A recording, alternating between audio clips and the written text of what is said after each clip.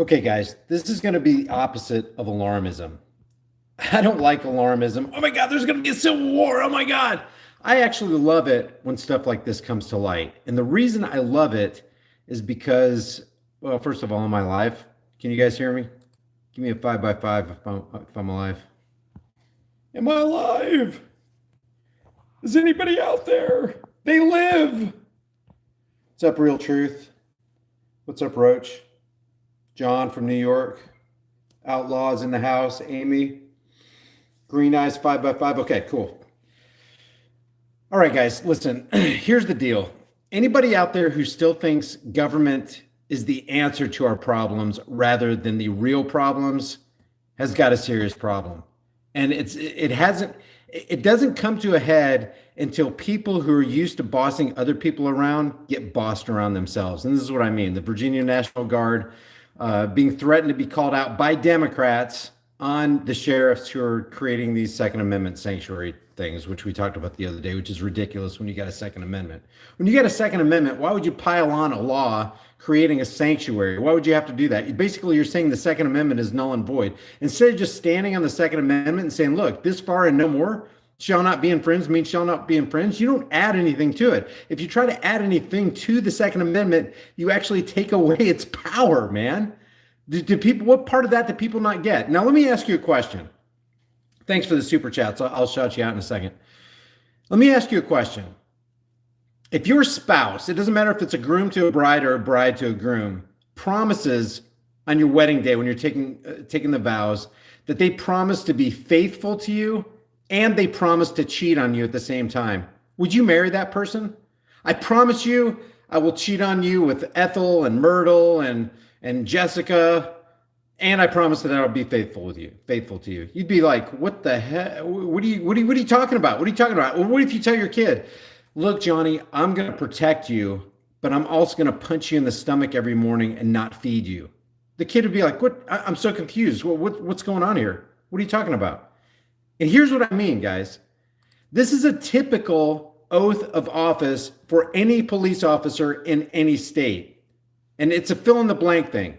I, whoever, do solemnly swear or affirm that I will support the Constitution of the United States. It should just end there. And the Constitution and laws of the state of Arizona. Okay, so I got a kind of a left field question. What if the laws of the state of Arizona conflict with the laws of the Constitution of the United States, i.e., in Virginia, they're talking about gun control? There is no gun control in the Constitution because gun control is a euphemism for people control. The Bill of Rights, the reason I harp on the Bill of Rights is because officers actually take this oath. So you hold them to it. But you know what this creates right here? This creates cognitive dissonance. It's where you have two or more conflicting ideas or ideologies rattling around in your brain and you're trying to live both of them and you can't. You can't be faithful to your wife while you're cheating on your wife. They're mutually exclusive. They're diametrically opposed. You can't take care of your children and punch them in the stomach and not feed them and not put a roof over their heads at the same time. It's utter. This right here, guys, is utterly insane. This right here is the kernel. It's the genesis of why there are no good cops. No good person is going to tell his wife, I'm going to be faithful to you and I'm going to cheat on you. No good person, no sane person is going to tell their kid, I'm going to take care of you and I'm going to harm you at the same time. I'm going to obey the Constitution of the United States and the laws of the state of Virginia, of California, of Arizona, of Tennessee, of Maine, of New York. You got to be kidding me. You freaking got to be kidding me. You have to literally be a psychopath to take this oath. You have to, like in the middle of taking the oath, you'd go, I do solemnly swear or affirm that I will support the Constitution of the United States and the laws of the Constitution. Wait a minute. And that I will bear true faith and allegiance to the same? The same what? And defend them against enemies for, wait a second, what am I defending? What if the state of Arizona says take the guns away, but the United States says shall not, the Constitution of the United States says shall not be infringed? Which one do I obey? How about you obey morality? How about there's a difference between morality and conformity? See, you know what the problem with all these officers right here are? They're order followers. They're conformists. They just do what they're told. I'm just doing my job. I'm just following orders. See, conformity, morality is doing what is right no matter what you're told, which these people don't do. Conformity is doing what you're told no matter what is right, like these guys do. These guys are conformists. You're nothing but evil if you're just an order follower. You trample over your conscience. You trample over your oath. And they can't help but trample over their oath every day because the oath that they took was 100% inconsistent with itself. Now we need to wake up about this Virginia National Guard thing, and all my statist friends out there need to understand what's really going on here. I love it when they show their fangs. Sanctuary resolutions, which originally began in Illinois in early 2008, have swept the nation. However, no state has outdone Virginia in quickly passing these "Don't Tread on Me" resolutions. What are you talking about? Don't tread on me resolutions. You know what they're saying by passing those resolutions? Well, Second Amendment's not good enough. We need something more to it. Guess what? You can't get more deep. You can't get more plain. You can't get more obvious. You can't get more clear than shall frickin' not frickin' be frickin' infringed. Infringed. They should have put frickin' in between every one of those words and at the beginning and at the end of it. Frickin' shall frickin' not frickin' be frickin' infringed. End of story. Well, we need to keep people safe. Shall not be infringed. Well, we need to stop mass shootings. Shall not be infringed.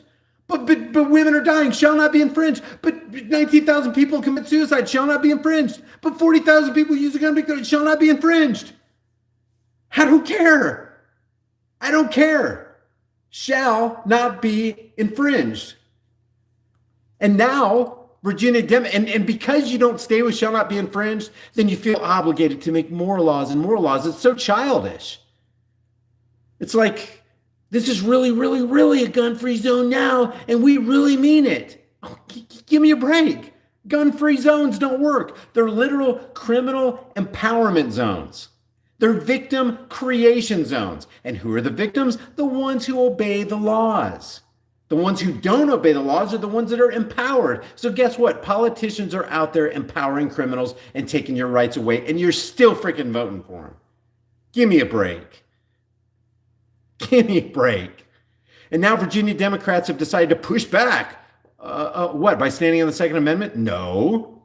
Threatening those sanctuary jurisdictions and law enforcement agencies who refuse to enforce their new gun control laws. Well, guess what? It's not. I'm going to stop saying gun control because that's not what it is. You need to enforce our people control laws. Why? The Constitution is saying just leave people alone.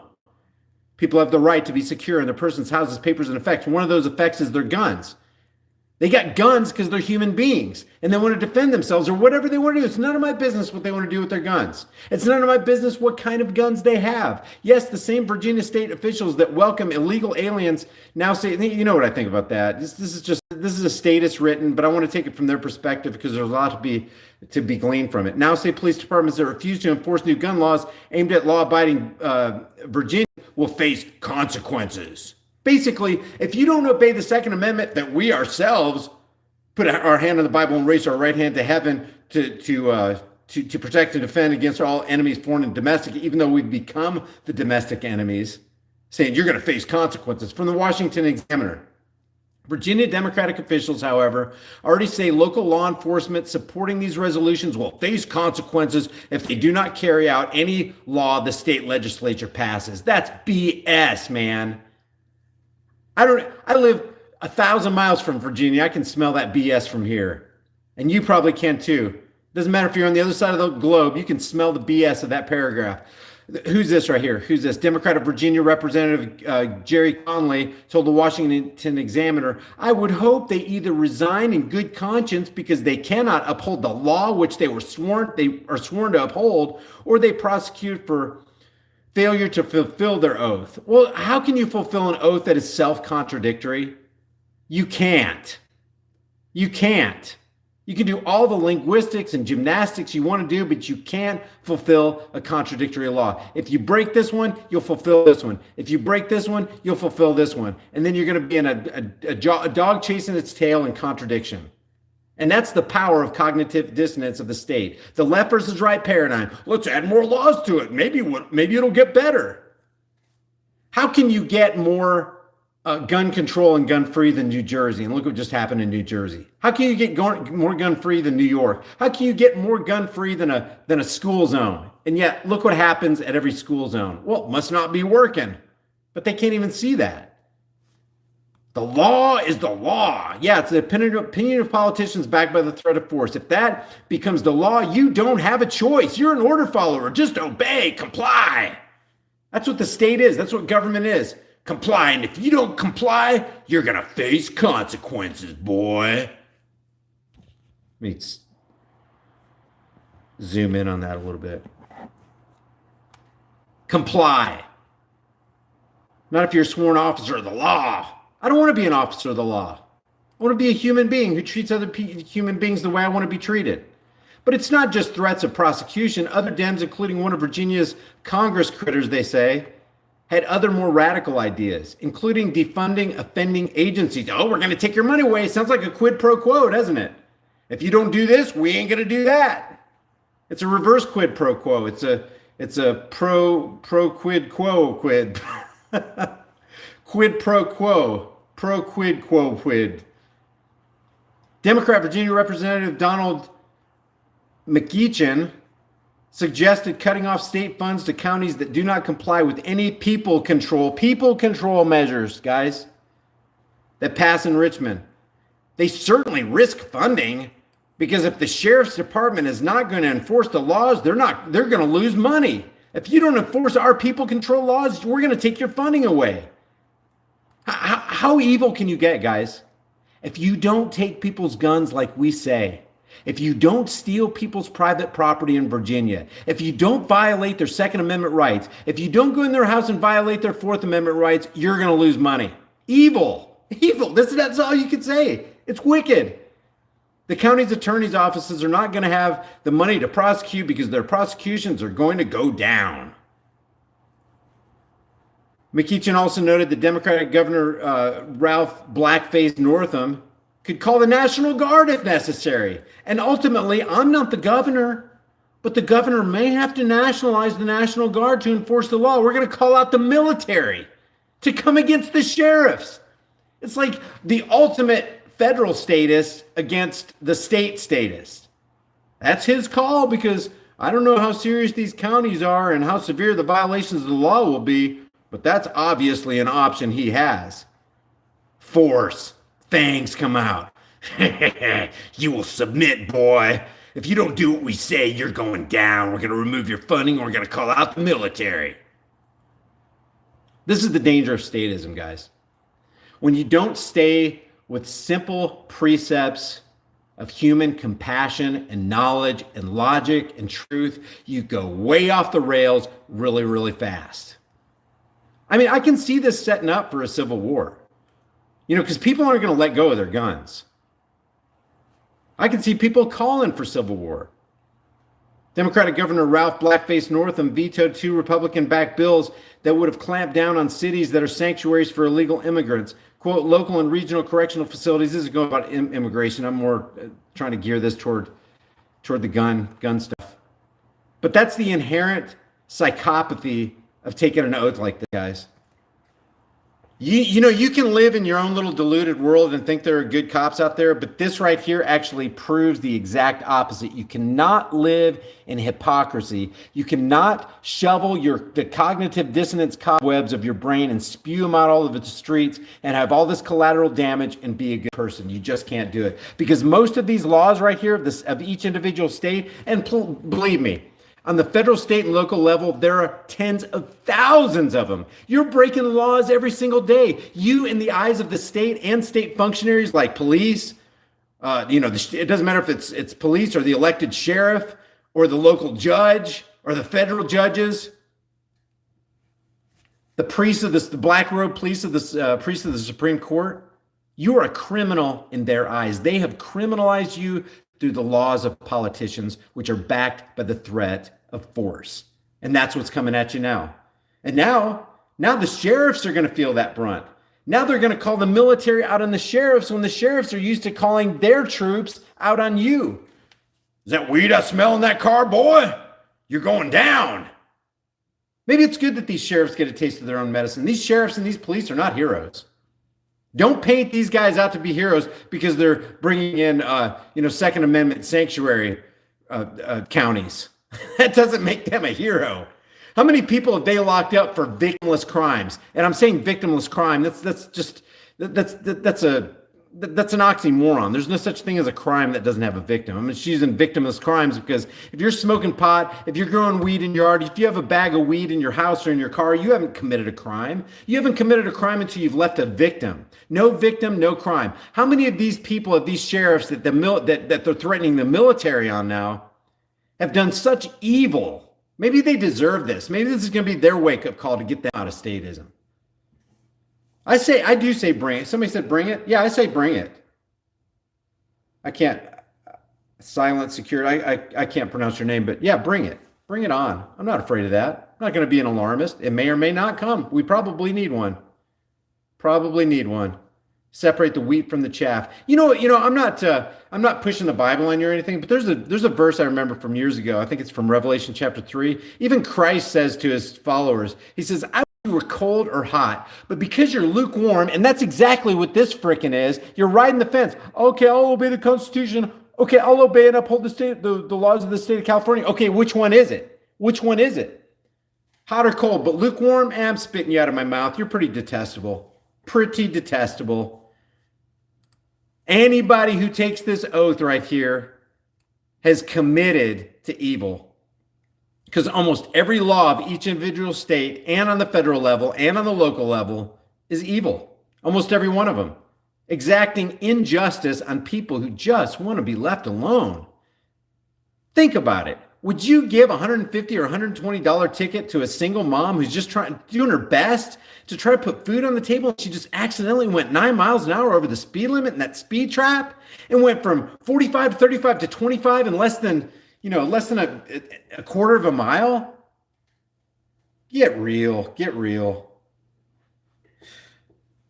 I want to keep this safe, guys. Safe. I mean, this pisses me off, man. It really does. Let's see. I'm going to try to find the super chats.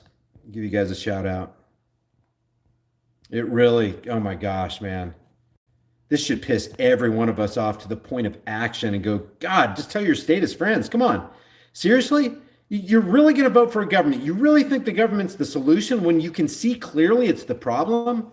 2A says oath-breaking law enforcement will protect a pension at all costs, their own. Amen. Yep. What's this going to cost me? Well, guess what? The price of freedom is eternal vigilance. That's what it's going to cost you. How does that feel? Prepper X says, this will be a wake-up call for a lot of Leos. They will now see that the boot of tyranny can be placed on their necks too. Good point, man. Excellent point, Prepper X.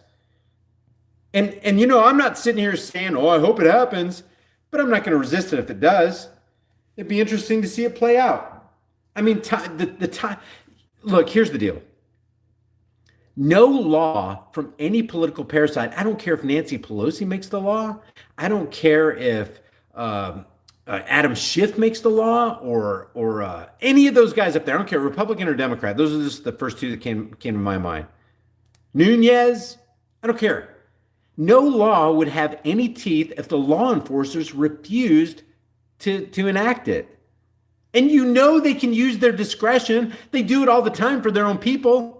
They let their own law enforcers speed through that speed trap in my town 25, sometimes 35 miles an hour over the speed limit. They're going 65 or 70 in a 35 mile an hour per zone, and it's a known speed trap, and they don't have their lights on, and I followed them, and they're not going to an emergency.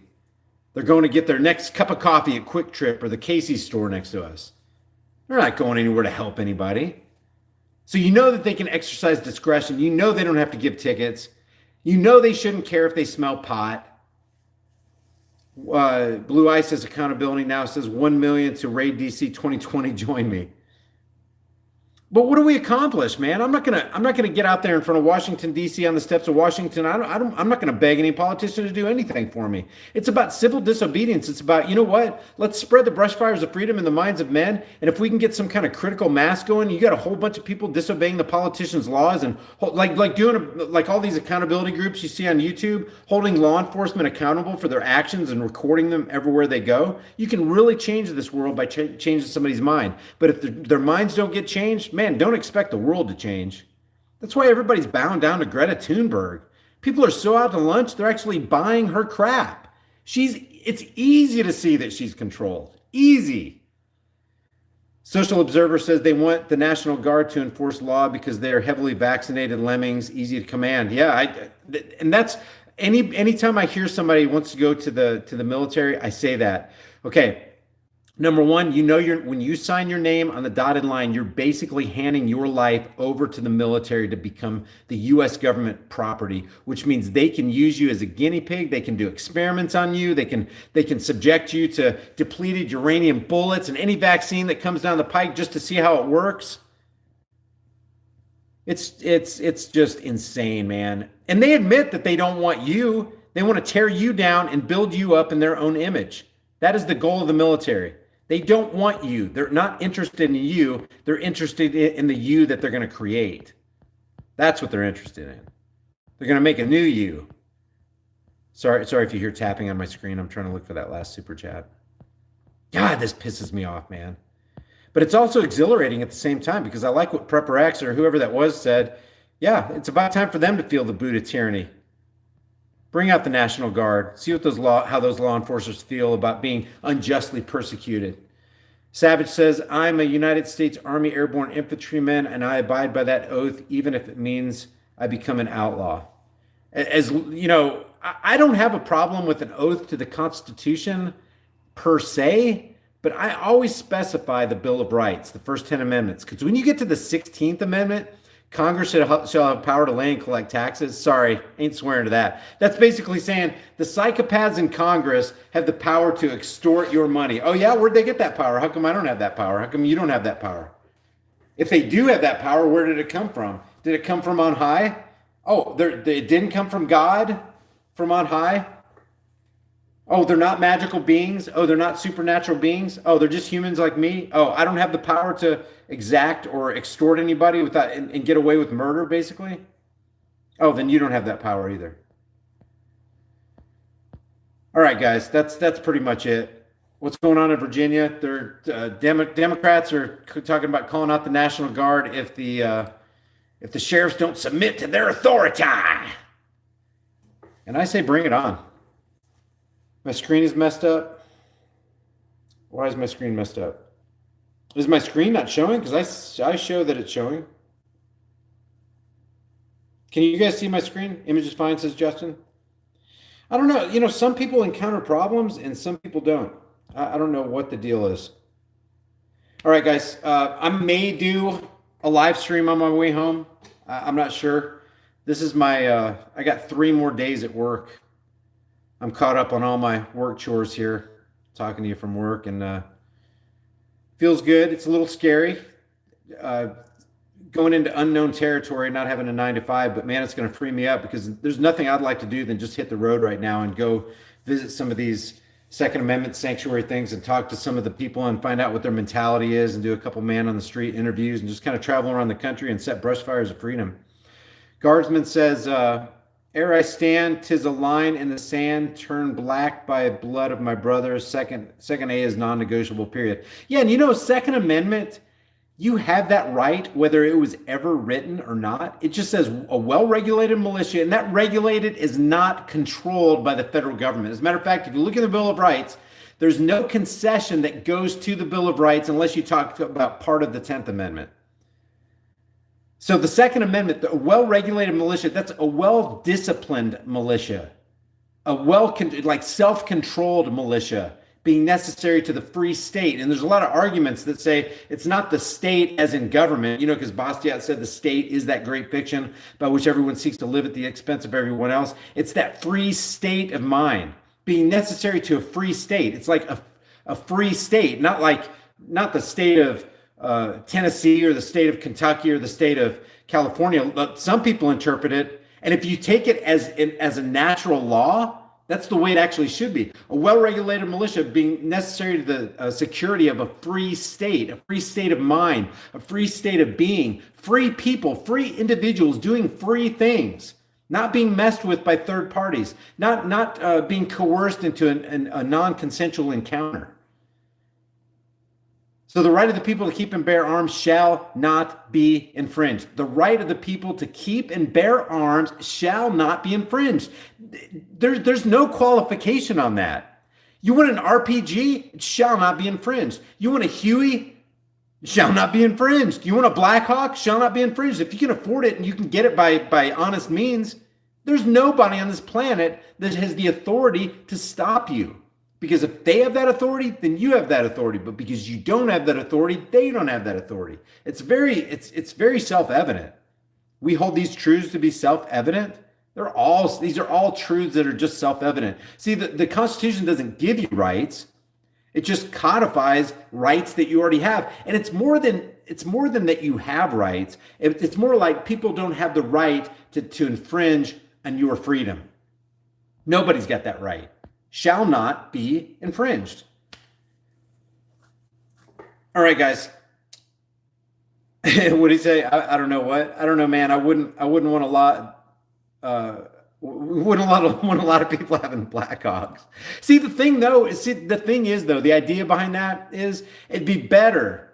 I mean, even though it's horrible to think about, it'd be better for like 50, because Blackhawks, I can only imagine they're expensive. If one of my mods wants to pull it up, how much is a Blackhawk? Let's just find out. It'll be kind of fun. I don't know how much a Blackhawk is. Let me guess. A Blackhawk is $59 million. Let's see. How much for a Black Hawk helicopter? How much does a Black Hawk helicopter cost? Oh, wow. It's cheap. Wow, I said 59 million. It's 5.9 million.